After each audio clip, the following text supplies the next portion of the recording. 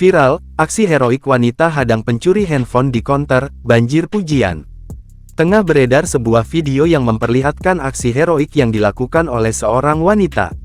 Dalam video yang diunggah dalam akun Instagram @fakta.jakarta pada Kamis tanggal 16 Agustus tahun 2024 itu, tampak mulanya ada seorang pria bermasker tengah berbicara dengan seorang penjaga konter. Di sisi lain, seorang wanita berjilbab tampak duduk di dekat pintu keluar konter tersebut.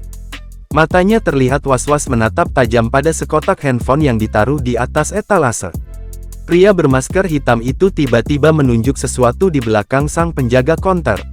Ketika penjaga konter itu teralihkan perhatiannya, pria bermasker itu dengan secepat kilat mengambil kotak handphone tersebut dan berusaha untuk kabur.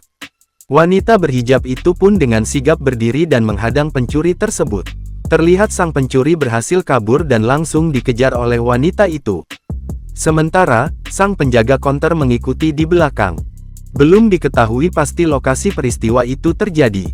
Hingga saat berita ini dibuat, pihak tribunsumsel.com masih mencari informasi yang lebih mendalam terkait video viral tersebut.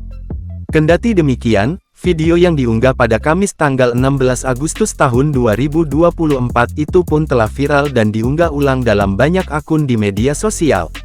Warganet pun ramai memberikan komentar dan memberikan pujian atas aksi heroik yang dilakukan oleh wanita tersebut.